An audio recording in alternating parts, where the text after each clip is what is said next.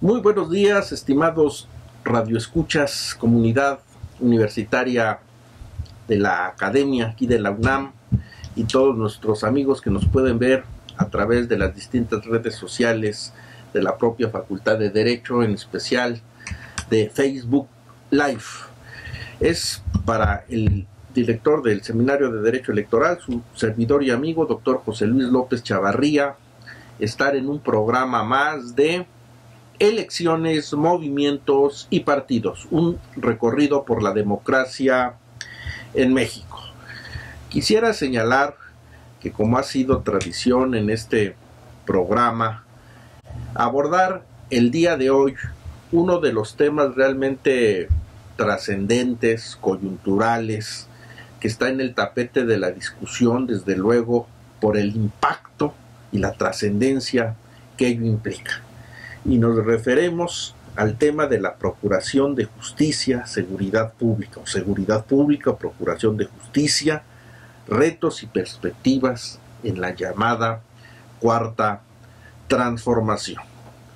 Y decimos que es un tema realmente de debate, interesante, hoy en día, que seguramente pudiéramos coincidir que en el gobierno federal saliente se le pueden achacar, según hemos visto, culpabilizar en varios aspectos, porque así en redes sociales y en encuestas de distintos medios de comunicación lo han puntualizado. A lo mejor de la corrupción y de la impunidad pudiéramos debatir, pero una cuestión que no queda o que no da lugar a dudas es la creciente inseguridad pública en el país. Una política pública que quizás fue omisa, fue una actitud de desdén, una política pública mal articulada que nos está dando estadísticas rojas en esta materia, en verdad impresionante. En los noticiarios del día de hoy, por no ir más lejos, destacaban cómo los feminicidios en el Estado de México han llegado a cifras realmente alarmantes. El actual gobernador, el licenciado Alfredo del Mazo, ha anunciado la instauración y puesta en práctica de una policía de género. Tiene que ver esta situación de discusión con la anunciada la política de legalización de drogas y, en fin, la creación de una Guardia Nacional y una serie de temas que son de mucho interés y que urge atender. No se diga, por decir en la Ciudad de México, una serie de hechos que nos evidencian en el narcomenudeo la presencia de ramales de cárteles organizados en la ciudad capital.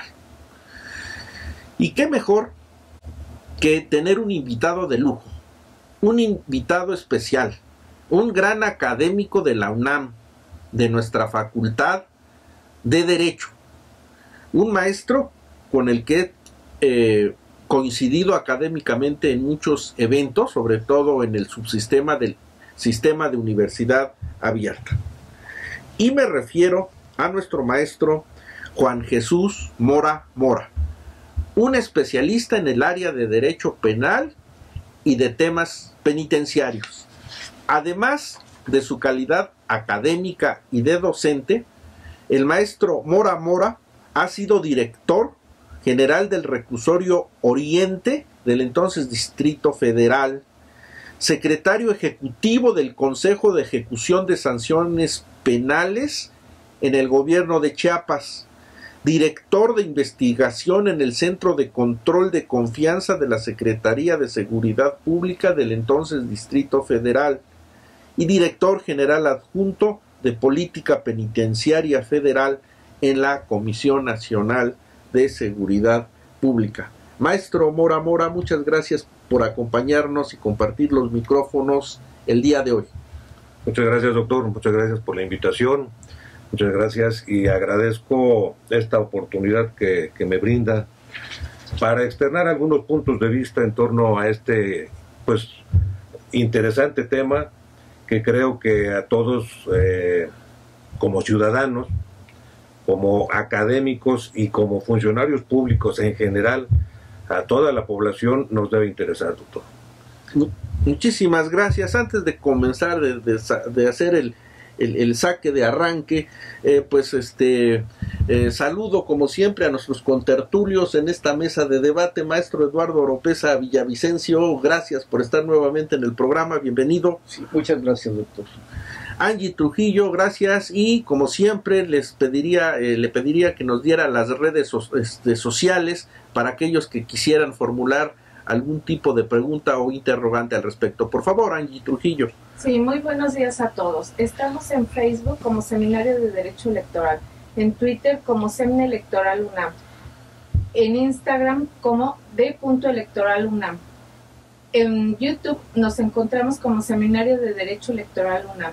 Si tienen alguna duda o comentario, por favor háganoslas llegar a través de Facebook Live. Gracias. Pues bien, en este primer bloque, estimados contertulios, me gustaría que trazáramos, ¿verdad? Pues una breve panorámica de cómo se encuentra la situación tanto de la inseguridad pública en nuestro país y luego lo relacionado con la procuración de justicia, es decir, recordando esa vieja y conocida frase de Mario Vargas Llosa en su conocido libro de las Cortes de Catedral, cuando con uno de sus personajes, ¿no?, yendo en lontananza a la ciudad de Lima, y le pregunta, ¿en qué momento se jodió el Perú? Nosotros, haciendo este tipo de símil, diríamos, ¿en qué momento se jodió la cosa en México para estar presenciando esta serie de hechos violentos que han enlutado realmente a cientos, si no es que a miles de familias en nuestro territorio nacional? Maestro, usted, ¿qué nos pudiera decir al respecto en esta, pues, panorámica general introductoria? Gracias, doctor. Pues definitivamente creo que pone el dedo en la llaga. Tenemos un problema en México y el problema es la falta de cumplimiento de la ley. Creo que el momento de quiebre para todo, que derivar en todos estos problemas, creo que ha estado definitivamente, doctor, Estado de Derecho. Estado de Derecho que no se ha cumplido. No tenemos en este momento, no podemos hablar específicamente de que en México se esté respetando un Estado de Derecho. Creo que la falta de cumplimiento a las disposiciones fundamentales, y específicamente me refiero a los principios constitucionales, no se han cumplido, se han dejado de cumplir. Y creo que más adelante veremos los temas específicos de seguridad, de procuración de justicia, doctor, pero adelanto un poco. La problemática creo que está en el incumplimiento de los principios de falta de coordinación de las instituciones, tanto policiales como de procuración de justicia, doctor. Creo que hoy se habla mucho de si se va a militarizar el país, si las policías van a entrar en un estado de conflicto con la soberanía, pero creo que aquí volvemos a lo mismo. Si nos atenemos al espíritu de la Constitución, creo que las cosas están claras. Claro. A ver, maestro Oropesa, desde el siglo XIX, ¿verdad? Usted tan estudioso de las partes históricas, ya en el clásico libro de Francisco Zarco, de Ignacio Manuel Altamirano, cuando en su libro de los dos clásicos, de El Zarco y el de la Navidad en las montañas, pero todo en el Zarco, ya nos habla cómo en el estado de Morelos vivía asolado por la famosa banda de los Plateados. En la Ciudad de México, en el Porfiriato, ¿no? La banda del carro gris, y en fin, ¿no? Pero pues era una inseguridad pública de otros contextos y de otras dimensiones. ¿Cómo fue cayendo realmente en este abismo, en este pozo sin fondo, la cuestión de la inseguridad pública en México, maestro? Mire, yo lo que veo que durante el Porfiriato existía el buen gobierno. El buen gobierno no es otra cosa más que todos los funcionarios de la administración pública hacían el papel de policías. Y había un control muy estricto. Ojalá se retomaran todos los reglamentos de policía y de buen gobierno para implementarlos, por ejemplo, en la Ciudad de México. Es como, bueno, estaba en cuarteles había una división más pequeña hasta llegar a las famosas manzanas, y en cada manzana había un jefe de manzana que coadyuvaba con la autoridad tanto política como la autoridad civil. ¿De qué manera se llevaba un control? Se tenían prácticamente tres libros. Uno de ellos, por ejemplo, si alguien de los vecinos había cometido un delito, se anotaba ahí el delito. Si alguien salía de la cárcel, se llevaba un control, pero estricto, y de esa manera, si alguien violentaba el Estado de Derecho dentro de su comunidad, inmediatamente actuaban las autoridades policíacas y se denunciaban. Esa cultura desgraciadamente ya concluyó, ¿no? Y todos se lo han dejado ahora, digamos, antes a la policía preventiva o a la famosa jefatura de policía, o pese a que ha ido creciendo diversas corporaciones policiales, también ha evolucionado la delincuencia en todos sus aspectos. Si mal no recuerdo, por ejemplo, ya estando en la década de los 70, sobre todo a finales, cuando se agrava en México el narcotráfico, precisamente con varios acontecimientos, sale a la escena Quintero, Rafael Caro Quintero, los grandes capos, el grupo de Sinaloa. Hubo una operación por parte del ejército mexicano que trataron de erradicar todos los plantíos de marihuana. Y por otro lado, bueno, otro caso, el asesinato de un miembro de la DEA, y del piloto, digamos, del caso de Camarena, que digamos hasta en nuestros días está vigente con querer reaprender nuevamente a Caro Quintero, ¿no? A partir de ese momento salió todo el control prácticamente del Estado mexicano, y luego vemos desgraciadamente... Entonces usted no coincide en esta evolución, maestro, porque muchos achacamos últimamente, por decir, que es durante el gobierno de 2006 que preside Felipe Calderón Hinojosa, cuando decide en su estado natal, en su estado, ¿no?, de ascendencia Michoacán, armar un operativo militar impresionante, sacar las Fuerzas Armadas para hacer un control y combate a la delincuencia organizada, que luego devino inclusive en llamarle la guerra de Calderón. Y bueno, propiamente es en este sexenio que continuamos con el presidente ya casi saliente Enrique Peña Nieto, pero por lo que me dice quizás ya había algún tipo de antecedentes, y lamentablemente pues que a lo largo de estos años no hemos sido capaces de construir un cuerpo policial, es decir, no militarizado, para hacerle combate a esta delincuencia que se ha organizado y que se ha llegado muchos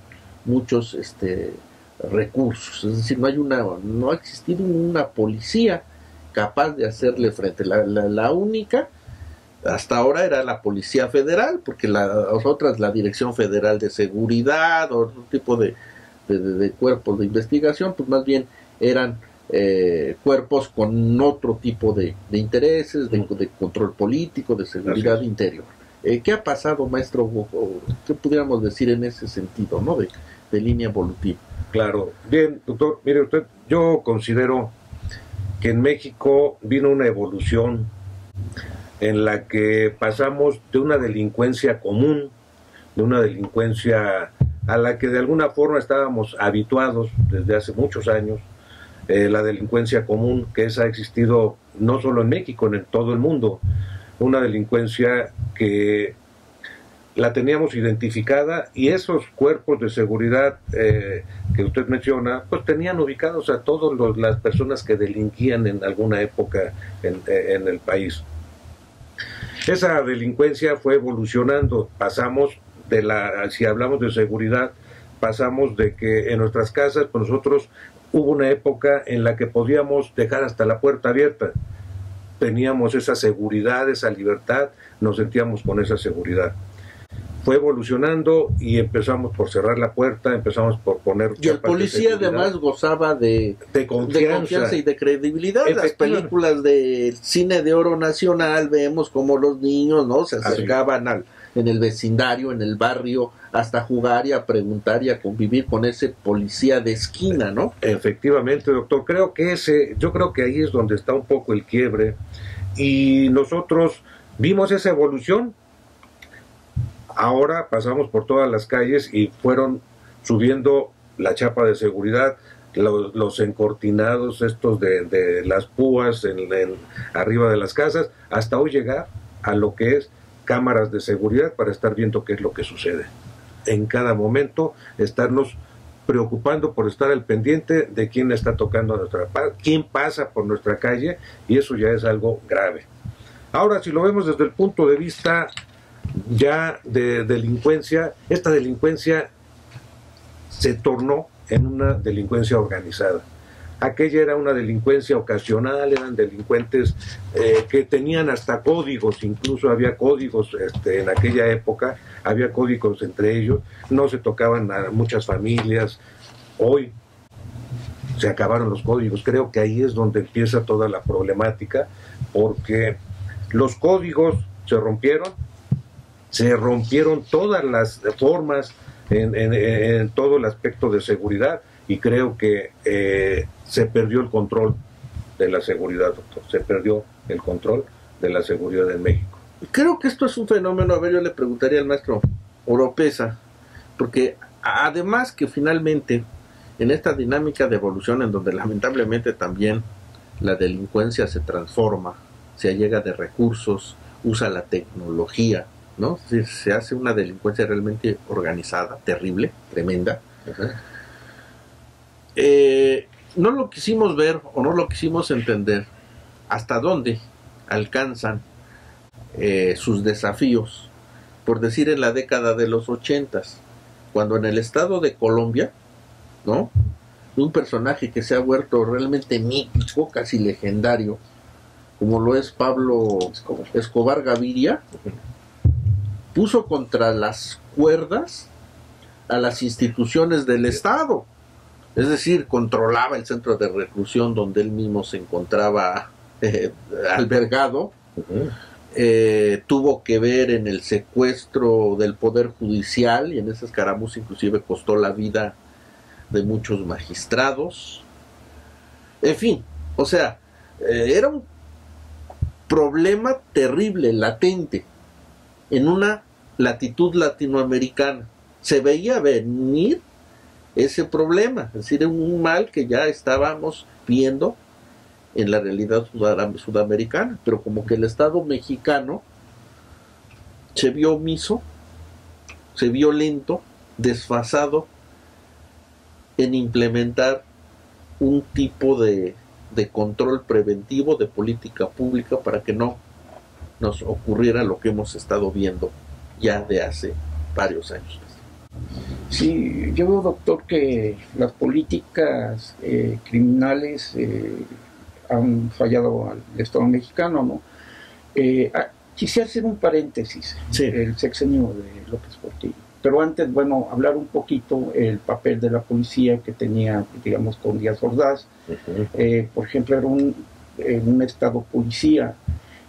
Realmente se perseguían a los comunistas, a los socialistas. Sí, al disidente, a la disidencia política. Y entre ellos también a los hippies, todos los desertores de la guerra de Vietnam, ¿no?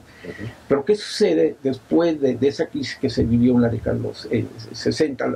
Al final, ya hemos mencionado aquí diversos programas de 1968, la mayor parte hay una rebeldía natural, surgen las guerrillas tanto urbanas como rurales. Hay muchos casos como el de Genaro Vázquez, Lucio Cabañas, sí, Rubén Jaramillo, todo, intervienen inclusive las Fuerzas Armadas. Claro. Por ejemplo, en Guerrero movilizan más de 50,000 elementos para liberar al gobernador, a Figueroa. Pero ¿qué sucede cuando prácticamente, bueno, todos los cuerpos policiales que había en ese momento, que los manejaba generalmente la Secretaría de Gobernación, había, bueno, también la Policía Secreta, la DIP, una serie de corporaciones que precisamente sí tenían un control sobre los delincuentes y se tenía un registro a nivel inclusive internacional. Pero desgraciadamente con López Portillo llega un personaje, Durazo, como jefe de la policía. Y viene a corromper y a descomponer todo, ¿no? Y si mal no recuerdo, usted seguramente se debe acordar de todos los muertos, precisamente colombianos, que fueron arrojados al drenaje profundo, en el tiempo de que se llevan a cabo una... Sí, está en el río Tula. Los asaltos bancarios de este personaje, inclusive... De Ríos Galeana, ¿no? De Ríos Galeana, ¿no? Que fue jefe de la Policía del Estado en México. Y precisamente sí se tenía un control con Durazo, y la delincuencia sí pagaba un alto costo, o más bien contribuía, al igual que todo lo que fue en estos momentos la Secretaría de Seguridad Pública. Inclusive le daban doblones al señor Durazo, él exigía oro, ¿no? Entonces, a partir de muy corrupción a su máxima expresión, claro, de los cuerpos policiales. La renovación moral de Miguel de la Madrid.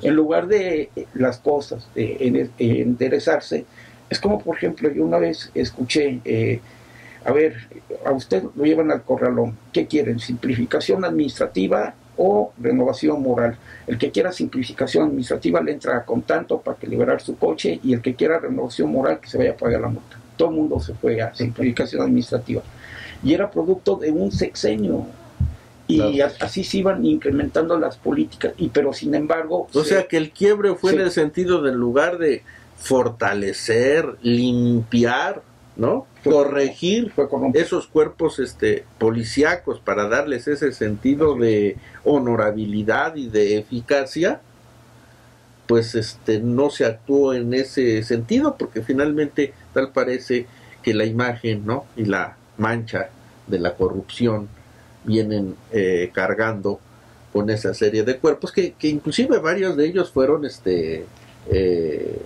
abrogados, ¿no? Desaparecidas. Así es, doctor. Yo coincido totalmente con estas posiciones, y creo que aquí el problema es ese policía al que confiábamos nuestra seguridad en aquella época, hoy es un policía al que le tememos. Sí, creo que es una situación drástico el cambio. Es un policía al cual nosotros vamos circulando en nuestro vehículo y de repente se nos empareja una patrulla y no lo sientes el impacto de lo que es, pero no el impacto de porque hayas hecho algo malo, sino porque no sabes realmente qué esperar ya de un policía. Ya no sabes realmente qué esperar de un policía. Y creo que ahí es algo donde el nuevo gobierno debe poner énfasis, doctor, en una política de recuperación de la credibilidad de las instituciones. Creo que ahí está el punto medular. Si queremos realmente tener una buena seguridad pública, lo primero que tenemos que hacer es mejorar nuestros cuerpos policíacos. Y eso implica una profesionalización de estos cuerpos, que creo que es lo que se ha olvidado, doctor, y lo que nos ha llevado mucho a esta crisis en la que hoy nos encontramos, que está marcada, está sellada por la corrupción. Creo que ese aspecto de la profesionalización es algo en el que los gobiernos anteriores nos han quedado a deber. Sí, se habla de capacitación, doctor, de una capacitación, pero la capacitación no es suficiente, es una profesionalización lo que necesitamos, doctor. Claro, profesionalización de los cuerpos de seguridad. Y yo veo además esta perspectiva en cuanto a esta problemática desde quizás una doble frecuencia o desde una doble visión, porque hoy en día el problema de la inseguridad pública es alarmante, pero por un lado tenemos la frecuencia, pudiéramos decir, de la inseguridad provocada todavía por la delincuencia tradicional, es decir, el delincuente, el ratero de colonia, de barrio, de vecindario, que ahí está presente. Pero quizás otro problema que realmente quita el sueño a gran parte de la sociedad tiene que ver con la cuestión de feminicidios, tiene que ver con la desaparición de personas o la aparición de fosas clandestinas, tiene que ver con hechos de delincuencia más violentos, sangrientos, ¿no? Y desde luego eso no es con la delincuencia, podríamos decir, tradicional. Eso cae en el campo de la delincuencia organizada, que es quizás uno de los retos formidables que el nuevo gobierno, dentro del complejo abanico de cuestiones que tiene en mente por reformar, pero quizás ese es el grito de reclamo que la sociedad hoy demanda. Y ustedes considerarían que también dentro de esta segunda perspectiva, me refiero a la delincuencia organizada, la política de profesionalización de los cuerpos policiales, se pudiera llegar a recobrar este escenario de tranquilidad o la fórmula, simplemente porque las problemáticas, estamos hablando, son diferentes, tendríamos que entrarle inclusive, como ya se ha dicho, creo que no hay de otra, por la vía militar, e inclusive hoy en día se habla de una Guardia Nacional, que estará integrado por policías de Sedena, de la Secretaría de Marina y lo que queda de la Policía Federal, pero adscritas no al Ministerio, como usted decía, de Gobernación, como había sido tradicional, sino a la Secretaría de la Defensa Nacional. No sé qué opinen de respecto pues, a esta situación. Sí, yo considero que una Guardia Nacional es necesaria. Antes que nada hay que hacer un estudio por Estado de la República. No querer implementar, por ejemplo, lo vimos en materia educativa, homogenizar las políticas. Aquí deben ser políticas muy particulares. Cada entidad federativa hay que tener estudios detallados, informes, crear organismos sobre todo de inteligencia. De alguna forma, bueno, yo veo al actual presidente electo, lo veo un poco débil en relación al desaparecer el Estado Mayor Presidencial. Realmente las funciones del Estado Mayor en sus diversas secciones estaba la de inteligencia, la de contraespionaje, espionaje. En ese sentido yo lo veo que se limita a él y a querer todo centralizarlo en la Secretaría de la Defensa, ¿no? Y al existir esa Guardia Nacional deben de coadyuvar con las autoridades civiles. Esas autoridades civiles a lo mejor son los trabajos técnicos. Yo estuve trabajando en la Secretaría de Seguridad Pública cuando llegó el general Salgado. Digamos, mi jefe era un militar, y a veces yo también estuve trabajando en el Estado Mayor Presidencial en el tiempo de Calderón, y a veces hay que interpretar el lenguaje de los militares con el lenguaje de los civiles. Es como si nosotros tuviéramos una aproximación con los sacerdotes. A veces los sacerdotes manejan un lenguaje muy especial y difícilmente entienden a veces a un civil. En este caso, bueno, igual sucede con los militares. Los militares son gente muy sensible, ellos están capacitados para la seguridad interna y externa del país, tienen atribuciones constitucionales, tienen más que ninguna policía en todo el país, tienen un órgano de disciplina. Le vamos a cortar ahí, me están Sí. indicando en cabina que vamos a nuestro primer receso. No le cambien, en un momentito regresamos. Pues estamos nuevamente de regreso aquí en su programa Elecciones, Movimientos y Partidos, un breve recorrido por la democracia en México. Maestro Oropesa, culmine usted su idea. Nos hablaba de que los militares tienen una serie de señales y de lenguajes particulares previstos sus facultades en ciertos aspectos en la Constitución, en fin. Y igual otros ordenamientos que regulan su actuación, ¿no? Sobre todo códigos de justicia militar y de disciplina, ¿no? Yo considero que la Guardia Nacional va a ser buena. Hay que recordar que durante el Porfiriato existían los cuerpos rurales.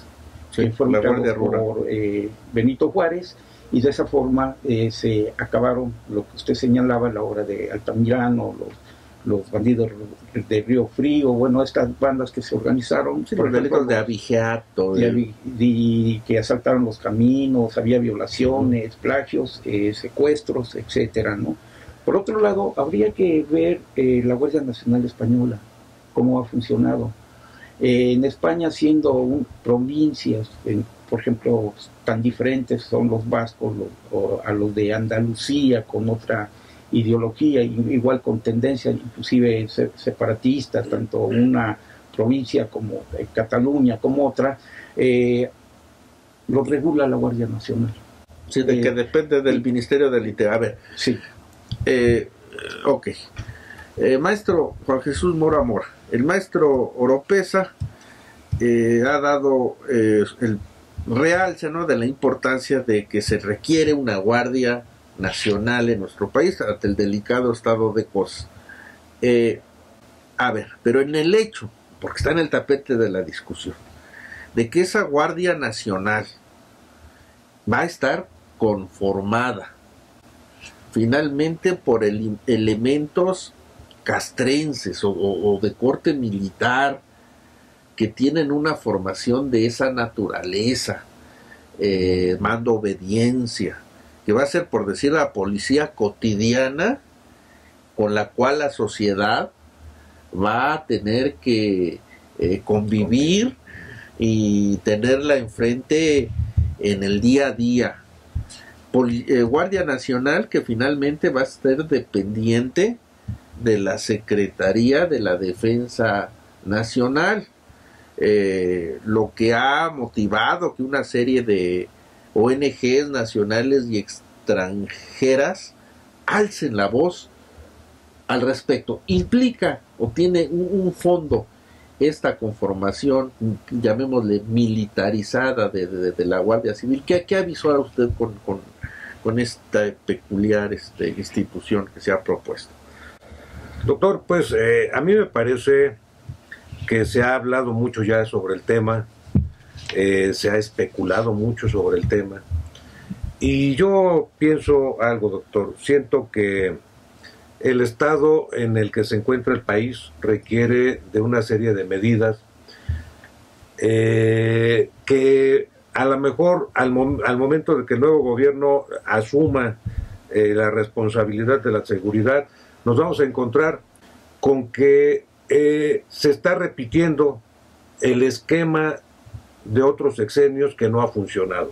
Esquemas fallidos. Esquema fallido, efectivamente, doctor. Y entonces, este esquema fallido se vuelve a repetir en esta nueva administración. Claro, aquí lo estamos viendo ya desde otra perspectiva y se le está dando un nuevo matiz a este programa, esta nueva política de seguridad pública en nuestro país. Y esto implica, desde luego, y como bien lo mencionaba aquí el maestro Oropesa, era crear un órgano, nuevos organismos donde van a estar justamente los militares y, como bien lo señalaba usted, organismos internacionales protectores de los derechos humanos están alarmados por esta situación. Más militarización es lo que se preguntan, pero yo siento que a grandes males, grandes respuestas, grandes soluciones. Y este punto a mí me parece que habrá que darle al nuevo presidente el beneficio de la duda. Es una situación inédita lo que está presentando, una Guardia Nacional que, si bien en nuestra Carta Magna está contenida, esa Guardia Nacional ya está contenida, no solamente le faltan las regulaciones secundarias como para que esto funcione. Habrá que ver si esta nueva visión que nos menciona el maestro Oropeza tiene un nuevo resultado. ¿Qué es? Doctor, yo creo que no se está, desde mi punto de vista, es sí un mando militar, pero yo creo que hoy la sociedad ya no es la misma de Calderón, ya no es cuando se inició esa mal llamada guerra. Creo que hoy estamos más conscientes de lo que está sucediendo y creo que en materia de derechos humanos, si bien no hemos avanzado lo suficiente, sí ha habido avances, desde luego que ha habido avances en materia de respeto a los derechos humanos. Y creo que hoy la sociedad es una sociedad más consciente y que va a estar vigilante de la actuación de estos nuevos cuerpos de seguridad. Creo que se puede debatir si se debe o no tener una Guardia Nacional, pero creo que lo realmente importante es que la decisión ya la tienen tomada, ya está tomada y estamos... Sí, hay una iniciativa que se presentó la semana pasada por el grupo parlamentario de Morena en la Cámara de Diputados, y ya se puede consultar en la página web de la Cámara de Diputados, y es una iniciativa en la que se proponen reformar los artículos 13, 16, 21, 31, 32, 36, 55, 70. Es decir, son como 10 artículos de la Constitución política. O sea, esto ya va caminando.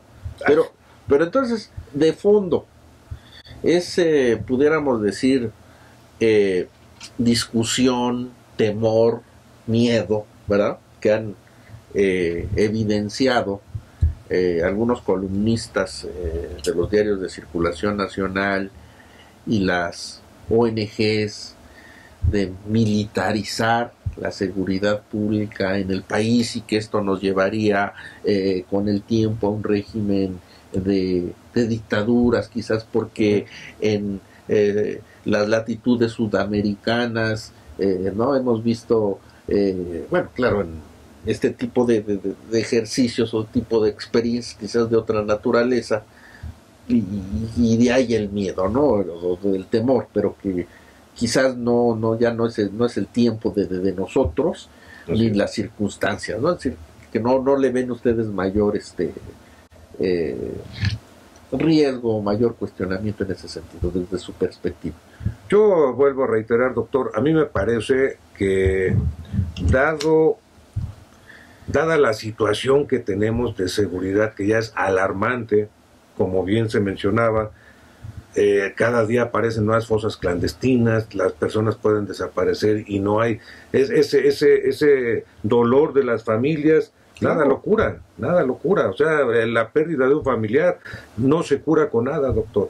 Y entonces, ver que la autoridad se ha tornado impotente, digamos, ante este grave problema de inseguridad, creo que implica tomar medidas pues difíciles.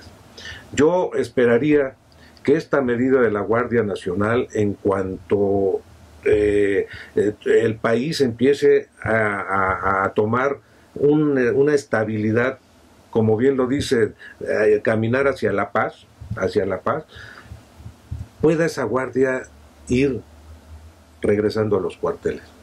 Y la Policía Federal, nuestra Policía Federal, que creo que se han hecho muchos muy buenos esfuerzos por parte de la policía para capacitar, para profesionalizar, pero hasta el momento insuficientes,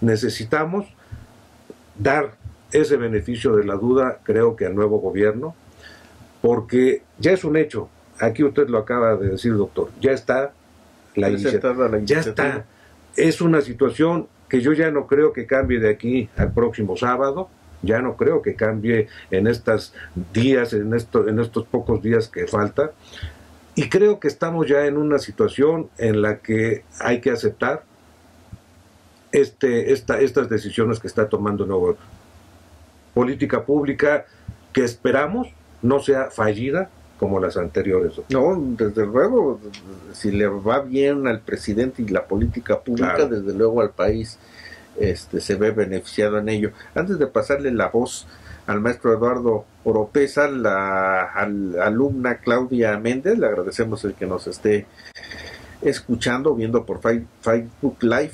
Saluda al maestro Mora por ser un excelente catedrático. También compartimos desde luego esa opinión. Gracias. Maestro Eduardo Oropesa, también usted ve con tranquilidad y cierta naturalidad la presencia de la llamada Guardia Nacional, en el sentido de cómo está integrado, cómo va a estar integrada. Lo más importante va a ser su reglamento, y dependiendo de su organización, yo considero que dentro de la Guardia Nacional se incorporen, por ejemplo, a las comunidades indígenas. Y ha habido ejemplos, tanto en la evolución del ejército mexicano, por ejemplo, había batallones de los Tarahumara, de los Yaquis, y cuidaban ellos su territorio. Otro elemento que veo que es necesario, y ya lo intentaron y trataron de hacerlo, de incorporar a las autodefensas a los pueblos. La Guardia Nacional tiene que llegar hasta los últimos rincones y los lugares más apartados de la República. Hay que fortalecer a las policías municipales y a las policías estatales. Sencillamente, hasta la última ranchería debe haber presencia por parte de ellos, y es la única forma de que se pueda combatir al crimen organizado. Si analizamos, por ejemplo, el paso de los narcotraficantes en Chihuahua, en la sierra, cómo utilizan esas rutas, inclusive se valen de los mismos tarahumaras, y qué mejor combatir a los narcotraficantes con los mejores elementos, con la gente que conoce el territorio y que se ven involucrados en ese tipo de despojos de tierras, los obligan a trabajos forzados, los toman como burros.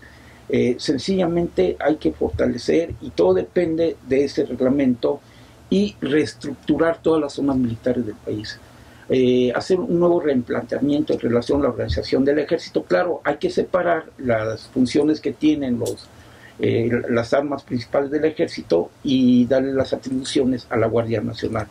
El éxito, sí habría que hacer un recuento de todas las actuaciones del ejército mexicano en materia tanto de protección civil como de seguridad interior y exterior. Ok, miren ustedes, estamos hablando mucho de Guardia Nacional, y desde luego esta institución tiene sus antecedentes desde el siglo XIX, pero bajo otros matices y otros conceptos. Hoy en día se le está imprimiendo un sesgo diferente. Miren ustedes, la catedrática Alicia Hernández del Colegio de México hace poco escribió un libro intitulado Las Fuerzas Armadas Mexicanas, función en el montaje de la República. Y ahí nos narra cómo desde el primer texto constitucional, el de 1824, se da cabida a la previsión de la Guardia Nacional, pero que no se hizo efectiva sino realmente 8 años más tarde. Y era una institución de corte local, era una institución en el sistema federal ligada a la seguridad de los estados, y se designaba a los jefes del cuerpo de esa Guardia Nacional y se reclutaba a sus efectivos. Entre ellos pues era una cuestión paramilitar, porque finalmente lo integraban comerciantes, terratenientes, artesanos, jornaleros, vaqueros. Su misión era asegurar el orden local y dar seguridad a la región. No obstante, en el 46-47, cuando estalla la guerra de México con los Estados Unidos, el ejército federal asume el control de estas guardias nacionales estatales y ya no se les va a devolver su autonomía, sino que es el ejército el quien se encarga propiamente de su control. Años más tarde, ya durante el llamado Porfiriato, habrían de aparecer, lo que decía el profesor Oropesa, los cuerpos de rurales de la Federación, con cierto tipo de atribuciones a esas guardias nacionales. Pero con el estallido de la Revolución Mexicana también son suprimidos esos cuerpos rurales y el nuevo ejército asumiría propiamente el control y el manejo de este tipo de atribuciones. Entonces, hoy en día parece, con la Guardia Nacional y las policías militarizadas que las conformarán, finalmente se sigue la tendencia de centralización administrativa y política que en esta dinámica que hemos expuesto ya se ha venido dando. Nos habla también otro compañero, Arturo Cruz, y felicita a nuestro invitado, profesor Mora, uno de los mejores profesores de nuestra facultad. Reiteramos, en este club de fans académicos también nos sumaríamos a este comentario. Bien, pero no solamente creo que el problema de la inseguridad pública puede atacarse por la cuestión policial, por la cuestión de Fuerzas Armadas en un momento dado, sino que es un espectro, un abanico amplio, porque generalmente la cuestión del delito, su prevención, su combate, ¿no? Va mucho más allá de policías y ladrones o de policías y narcotraficantes. A usted, maestro Juan Jesús Mora Mora, ¿qué se le ocurriría que paralelo a esta política de seguridad pública o la misma seguridad pública tendría que comprender, pero que no sea únicamente Guardia Nacional? Porque creo que es una parte importante, sí, pero ¿qué otro aspecto más? Sobre todo cuando estamos viendo un problema tan grave como el de los inmigrantes, que los tenemos en Tijuana y que es un verdadero polvorín. En fin, por dar un solo dato. Pero usted, ¿qué nos dice, maestro? Mira, doctor, yo considero que si nos atenemos mucho a lo que es el artículo 21 constitucional, el artículo 21 constitucional en su 9º párrafo establece que una de las funciones de la policía es la prevención del delito. La prevención del delito creo que es parte fundamental en la solución de los problemas en México. Creo que un aspecto fundamental que no se ha atendido durante muchos años es prevenir el delito. Nuestro sistema de justicia, los elementos del sistema de justicia que se inician con la prevención del delito. Si no se logra prevenir el delito, nos vamos a la procuración de justicia, ¿sí?, con los ministerios públicos. Si los ministerios públicos trasladan el asunto al Poder Judicial, a la administración e impartición de justicia, y de ahí nos vamos a lo que es la última etapa, que es la ejecución penal. Creo que cuando vemos el estado de nuestras cárceles, doctor, estamos hablando de una situación caótica, y en nuestros reclusorios se está viendo un resultado de nuestras políticas públicas que no han funcionado. Las políticas que están diciéndonos que los índices de reincidencia son bastante elevados. Sí, ya han llamado a escuelas inclusive del crimen, ¿no? Es decir, hacen su propedéutico, maestría y doctorado del mal, ¿no? Efectivamente, doctor, y creo que hay muchos de los males que estamos hoy viviendo están justamente que el Estado abandonó esta primera etapa que es la prevención del delito. Yo, algo que a mí un poco me permite hablar de que si la Guardia Nacional, darle el beneficio de la duda al presidente electo en este momento, pero además algo que a mí me llama la atención es, se habla de una reconstrucción del tejido social. Creo que ahí es donde estriba muchos de nuestros problemas, y si eso se atiende, doctor, el problema de seguridad pública va a pasar a un segundo término, porque la gente lo que quiere es tener trabajo, un trabajo estable, tener trabajo con el cual subsistir y sostener a sus familias.